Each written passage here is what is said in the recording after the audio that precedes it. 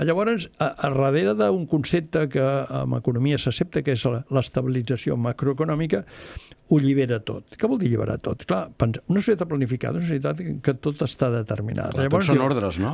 No, i tot està planificat, els preus estan planificats, llavors això... I per anys. Això són limitacions. Aquí s'ha acabat, aquí tot llibertat. Què vol dir llibertat? Llibertat de tot.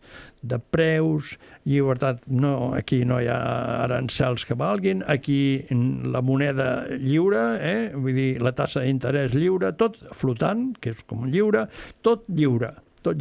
Fora subvencions, que això està bé amb una economia, és a dir, si una economia de mercat està funcionant i en un moment determinat es sobrecalenta o es refreda, llavors per això hi ha instruments. Però una economia planificada, fer això de cop, per això inclús ells mateixos li diuen teràpia de xoc. Els crítics li diuen capitalisme cowboy.